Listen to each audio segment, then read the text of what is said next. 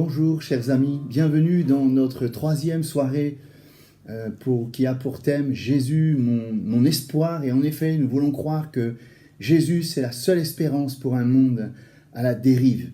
Alors ce soir, j'aimerais vraiment m'entretenir avec vous sur quelque chose de très important qui, à mes yeux, semble être le pilier de la foi chrétienne, c'est la puissance de la résurrection de Jésus-Christ. Et j'aimerais lire une partie du chapitre 24 de Luc.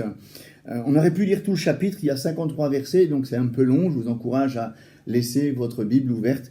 Je vais simplement lire les 7 premiers versets. Le premier jour de la semaine, les femmes se rendirent au sépulcre de grand matin, portant les aromates qu'elles avaient préparés, et quelques personnes les accompagnaient. Elles trouvèrent que la pierre avait été roulée devant le sépulcre, et étant entrées, elles ne trouvèrent pas le corps du Seigneur Jésus. Comme elles ne savaient que penser de cela, voici 2 hommes leur apparurent, en habits resplendissants. Saisies de frayeur, elles baissèrent le visage contre terre, mais ils leur dirent « Pourquoi cherchez-vous parmi les morts celui qui est vivant? Il n'est point ici, il est ressuscité. Il est ressuscité. Souvenez-vous de quelle manière il vous a parlé lorsqu'il était encore en Galilée, et qu'il disait « Il faut que le Fils de l'homme soit livré entre les mains des pécheurs, qu'il soit crucifié et qu'il ressuscite le 3e jour. » Alléluia. Je crois que la résurrection, il est vivant. Il n'est point ici, il est ressuscité. La foi dans la résurrection de Jésus-Christ, c'est le pilier de la foi chrétienne. Tout change quand nous confessons, nous implorons, nous invoquons, nous croyons en un Jésus vivant. C'est plus le Jésus historique qui est resté figé sur la croix ou dans un tombeau. Il est ressuscité, il est vivant. Vous savez, l'adversaire de notre âme, le diable, le menteur qui veut voiler la vérité à tous ceux qui la cherchent, eh bien, il se bat de 1001 façons pour empêcher que nous puissions confesser la résurrection de Jésus-Christ. Certains disent que c'est pas Jésus qui a été crucifié, donc il ne peut pas être, ressuscité. Mais j'aimerais simplement dire que Dieu ne peut pas nous induire en erreur, il ne peut pas mentir. Jésus lui-même l'a dit, les prophètes l'ont dit, la parole l'a confessé. Ce n'est pas un autre qui est mort, c'est vraiment Jésus-Christ qui s'est fait homme et qui a souffert la croix pour nous sauver. Il est mort, il est ressuscité, bien plus. Maintenant, il est à la droite du Père, il intercède. Maintenant, il est glorifié. Alors, pourquoi le diable veut absolument mettre le voile sur notre intelligence, notre cœur, nos yeux, afin de ne pas confesser que Jésus-Christ est vivant. Je crois que croire à la résurrection de Jésus-Christ, c'est croire en la puissance de Dieu. Il n'y a rien, je vois dans la parole de Dieu, ils ont dit on n'a qu'à dire qu'ils ont soudoyé les soldats et ils sont venus chercher le corps de nuit. On voulait absolument tout faire pour qu'ils ne confessent pas que Jésus-Christ est vivant. Parce que croire en la résurrection de Jésus-Christ, c'est croire en sa puissance. C'est seule la puissance de Dieu qui a pu ramener à la vie le corps de Jésus-Christ. Et il est question de la puissance de la vie. La vie de Jésus-Christ est plus fort que la mort. Et croire en la puissance de la vie de Jésus, la puissance de la résurrection, c'est croire en cette vie qui triomphe de la mort. Et en ayant foi dans la résurrection, nous n'avons plus peur de la mort. La mort est vaincue et comme dit Paul, « Ô mort, où est ta victoire ?» Croire en la résurrection de Jésus-Christ, c'est croire que le sacrifice de Jésus, il est efficace et suffisant pour nous sauver. Si Jésus n'était pas ressuscité, Jésus aurait été mis au même rang que les malfaiteurs et lui seul est ressuscité. Ça prouve qu'il y a toute l'approbation de Dieu sur son sacrifice et comme si Dieu atteste ces choses en disant « J'ai agréé comme étant suffisant le sacrifice de Jésus pour que tu sois sauvé. » La parole de Dieu perd son efficacité si nous ne croyons pas et ne confessons pas la puissance de la résurrection de Jésus-Christ. Pourquoi? Parce que la parole de Dieu est la vérité. La seule chose que Dieu ne puisse pas faire, c'est mentir. Dieu l'a dit, Jésus l'a dit, les prophètes l'ont dit, toute l'écriture parle, confesse avec autorité que Jésus est ressuscité. Nier la résurrection de Jésus-Christ, c'est enlever la véracité, l'authenticité, de la puissance de la parole de Dieu. En confessant que Christ est ressuscité, nous confessons que la parole de Dieu, elle est la vérité. Ensuite, si Jésus n'est pas ressuscité, il n'aurait pas pu être appelé, comme dit Romains chapitre 1, verset 4, Fils de Dieu, déclaré Fils de Dieu avec puissance, selon l'esprit de sainteté par la résurrection d'entre les morts, Jésus-Christ, notre Seigneur. Mon ami, la crucifixion, c'est comme la crucifixion, c'est la signature du Seigneur, et lorsqu'il l'a ressuscité, il atteste. C'est comme quand on fait un contrat avec une personne, un contrat de travail, il y a la signature du patron et puis il y a la vôtre. Ça veut dire que vous êtes d'accord tous les deux sur le contenu de ce contrat, et quelque part vous validez tout ce qui est écrit. La résurrection de Jésus-Christ, c'est la signature de Dieu qui atteste la suffisance, l'autorité du sacrifice de Jésus-Christ. Croire que Jésus est mort pour nous sauver, que son sacrifice est suffisant pour expier toutes nos fautes, nous arracher à la mort et à l'enfer. Sans la résurrection de Jésus-Christ, notre foi serait morte.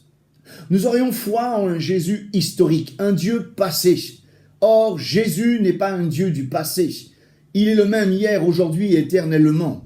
Le ciel et la terre passeront, mais la parole de Dieu, elle demeure la même. Et Jésus est vivant. Et parce qu'il est vivant, eh bien, notre foi est vivante, notre communion est vivante, notre foi, notre vie est abondante. Parce que nous n'adorons pas, nous ne confessons pas, nous prions pas un Dieu historique, mais un Dieu qui est vivant. Si Jésus n'était pas ressuscité, eh bien, il ne pourrait pas intercéder pour nous. La Bible dit qu'après sa résurrection, il a été enlevé, il est assis à la droite du Père, il intercède pour nous. Ça prouve que Jésus vivant entend, il prie, il entend, il voit et il agit. Un Dieu mort n'entend pas, un Dieu mort ne voit pas, un Dieu mort ne peut pas agir. En confessant la résurrection de Jésus-Christ, nous confessons que le Seigneur, il est vivant, il entend, il voit et il agit. Et ensuite, la puissance de la résurrection de Jésus-Christ, c'est l'espérance de notre salut qui va au-delà du cimetière, parce qu'il est ressuscité, 1 Corinthiens 15. Si Christ n'était pas ressuscité, nous non plus, nous ne ressuscitions pas. Ici, Paul répond à des gens qui ont du mal à croire en la résurrection, mais nous voulons confesser. Je t'emmène, mon ami, à confesser que Jésus est vivant. Et si tu le confesses de ta bouche que Jésus-Christ est crucifié, il est vivant, la Bible dit que tu seras sauvé. Et quand on confesse la puissance de la résurrection, on s'identifie dans cette résurrection, eh bien, nous avons un salut qui dépasse notre entendement, mais qui dépasse, je dirais, les choses de la terre. Paul avait raison dans 1 Corinthiens 15, quand il dit que si notre espérance est simplement pour les choses de la terre, nous sommes le plus malheureux de tous les hommes. Alors, je me suis posé une question en lisant ce texte de Luc, chapitre 24, dans tout ce chapitre. Eh bien, le diable a voulu absolument empêcher les disciples d'Emmaüs à reconnaître Jésus qui était là, glorifié, vivant, ressuscité. Ils ne l'ont pas reconnu, puisqu'au verset 16 de ce chapitre, il est dit, il leur était empêché de les reconnaître. Il y avait comme un voile, mais j'ai vu dans ce texte que ce voile pouvait se manifester sous plusieurs attraits. Premièrement, au verset 37, je peux dire que ce qui pourrait nous empêcher de voir le Christ vivant, c'est notre incrédulité. Puisqu'au verset 37, je disais, saisi de frayeur et d'épouvante, il croyait voir un esprit. Et il me semble que tout notre entendement, notre raisonnement humain est bien court pour pouvoir confesser, croire en la résurrection de Jésus-Christ. Seule la foi au Fils de Dieu ressuscité, eh bien, peut nous amener à comprendre, à saisir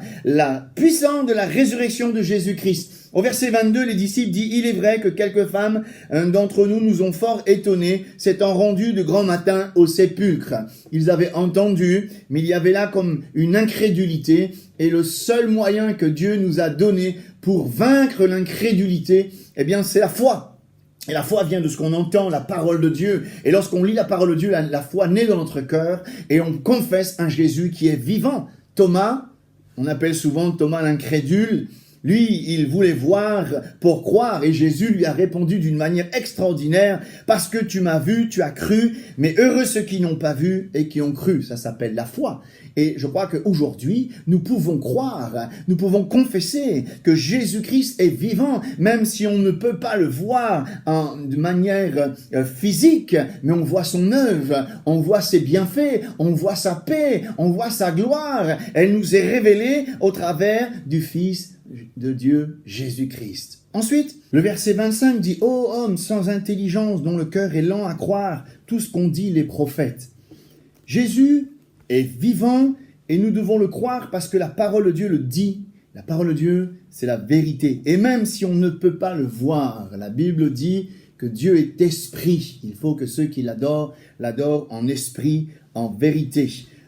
Jésus, à travers sa parole, nous donne l'intelligence, la foi, le renouvellement de la connaissance.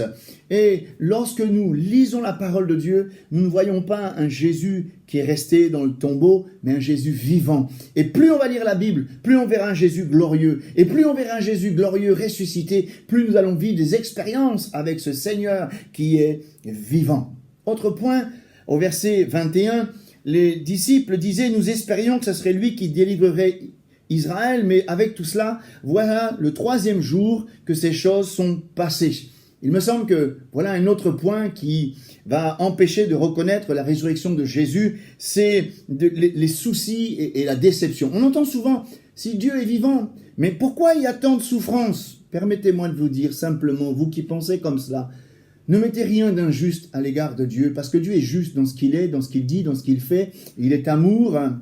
Et je crois que nous devons nous humilier devant lui et réaliser que tout ce que nous vivons, c'est par rapport à nos péchés, notre endurcissement de cœur. Et au lieu de mettre tout ça au compte du Seigneur qui est juste, eh bien nous devons nous humilier sous la main puissante de Dieu, nous repentir de nos péchés afin que la gloire de Dieu se manifeste dans notre vie. Au verset 14, il est dit que eh bien, ses disciples, ils s'entretenaient de tout ce qui s'était passé. Et la foi en la résurrection de Christ, j'ai envie de dire, ça ouvre les yeux sur les perspectives d'avenir. Tant que nous confessons, prions, invoquons des dieux historiques, nous serons sans cesse tournés sur le passé. Alors que la foi en un Jésus vivant nous ouvre des perspectives d'avenir. Et j'ai envie de dire qu'avec Jésus, le meilleur est devant. Alors, Jésus est vraiment ressuscité. Il a vaincu la mort. Pourquoi cherchez-vous parmi les morts celui qui est vivant? Jésus est vivant.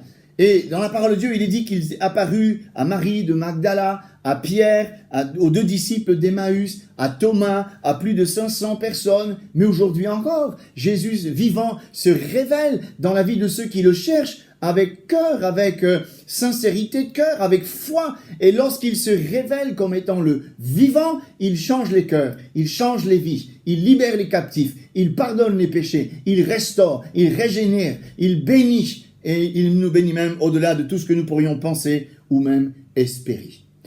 Pour revenir dans ce chapitre 24, il y a quelque chose d'extraordinaire. J'ai l'impression que dans ce chapitre, tout souffre. Au verset 2, il est dit « Elles trouvèrent que la pierre avait été roulée devant le sépulcre. » La pierre a été ôtée, le sépulcre s'est ouvert. En effet, la puissance de la résurrection de Jésus-Christ a ouvert les sépulcres. Le sépulcre nous parle de pièges, de prisons. Combien aujourd'hui de personnes sont dans les prisons psychologiques, prisons religieuses, prisons, je dirais, de passion, d'alcool, de péché, de drogue, de haine, de violence, et j'en passe, et j'en passe. Ce sont des prisons qui nous tiennent captifs. Mais la puissance de la résurrection peut ouvrir nos portes et nous libérer de tout ce qui a triomphé de nous. Et lorsque le sépulcre s'ouvre, les morts sont sortis. La Bible dit que lorsque le Christ est ressuscité, il y a de ceux qui sont restés ressuscités dans le sépulcre. Et ils ont attendu que Jésus soit sorti pour pouvoir sortir parce qu'il fallait que Jésus soit le premier, le prémisse de tous ceux qui sont ressuscités. Il y a puissance dans la résurrection de Jésus-Christ. Au verset 30 et 31, nous voyons aussi, il est dit, pendant qu'ils étaient à table avec eux, il prit le pain et avoir rendu grâce, il le rompit et leur donna. Alors leurs yeux s'ouvrirent, ils le reconnurent, mais il disparut devant eux. Voilà, leurs yeux s'ouvrirent, voir la gloire de Dieu. Confesser que Jésus-Christ est vivant, c'est voir la gloire de Dieu. La gloire de Dieu, c'est les signes, les miracles, les baptêmes dans le Saint-Esprit, les vies transformées, un cœur nouveau, un esprit nouveau. Et c'est voir toute la puissance de Dieu se manifester dans la vie de ceux qui veulent vraiment croire, confesser, se confier en Jésus. Et mon ami, je t'encourage aujourd'hui, là où tu es, vraiment à mettre toute ta confiance dans le nom de Jésus-Christ et il va te montrer ta gloire. Un homme de la Bible a dit ceci, « Montre-moi ta gloire ». Et Dieu s'est révélé à lui. Si tu confesses que Jésus-Christ est vivant, la gloire de Dieu va se resplendir dans ta vie et la gloire de Dieu emmène un réel changement. La gloire de Dieu emmène une réelle transformation. Je vais aller un peu plus loin. Au verset 45, il est dit ceci. Alors, Jésus leur ouvrit l'esprit afin qu'ils comprennent les Écritures. On dirait que là, il y a eu un renouvellement d'intelligence. Il a ouvert leur intelligence et la parole devient vivante lorsqu'on croit que Jésus est vivant. Et il est la parole. L'évangile, c'est la puissance de Dieu qui est capable de ramener le Christ à la vie. Et je crois que lorsque nous lisons la parole de Dieu en confessant qu'il est vivant, ce livre devient puissant. C'est pas un livre magique, c'est une puissante parole, agissante, bienfaisante, régénératrice. Si on regarde la parole de Dieu, on lit la Bible en confessant simplement que Jésus-Christ, il est crucifié, mais on s'arrête là. Ce livre n'est qu'un livre religieux, un livre de cérémonie. Or, en confessant que le Christ est vivant, nous confessons que la parole de Dieu, elle est puissante. Et enfin, j'ai l'impression qu'au verset 52-53, il y a quelque chose d'autre qui s'est ouvert. Pour eux, après l'avoir adoré, ils retournèrent à Jérusalem avec une grande joie. Ils étaient continuellement dans le temple, louant et bénissant Dieu. J'ai l'impression qu'ici que, parce qu'ils ont cru à la résurrection de Christ, leur cœur s'est ouvert et ils ont eu vraiment une adoration vivante. Un jour, quelqu'un a dit ceci, « L'homme ressemble au Dieu qu'il adore. Si on adore un Dieu cruel, nous serons cruels. Si on adore un Dieu mort, nous serons morts spirituellement parlant. Mais si on adore et on confesse que le Seigneur, il est vivant, notre adoration est vivante, notre foi, elle est vivante, notre espérance, elle est vivante, notre vie est abondante. » J'aimerais terminer ce temps de partage en t'invitant, toi, mon ami, à confesser dans ta vie que Jésus-Christ est crucifié, ressuscité. Comme dit l'apôtre Paul dans Romains 10 au verset 9, il est dit, si tu confesses de ta bouche le Seigneur Jésus, et si tu crois dans ton cœur que Dieu l'a ressuscité des morts, tu seras sauvé. Oui, lorsqu'on confesse que Christ est crucifié, ressuscité, nous sommes amenés à une communion vivante et il y a un miracle qui se passe. Nos sépulcres s'ouvrent, nos yeux s'ouvrent, notre intelligence est renouvelée et notre cœur sont ouverts et on a une communion vivante avec un Dieu vivant et notre adoration devient vivante, tout est transformé. Alors, ne te laisse pas voiler la foi, l'intelligence par toutes sortes de choses qui voudraient confesser que Jésus-Christ est qu'un Dieu historique. Non, confesse-le avec ton cœur, avec ta bouche, que Jésus-Christ est ressuscité pour ne plus jamais mourir. Que Dieu vous bénisse et je vous dis à très bientôt.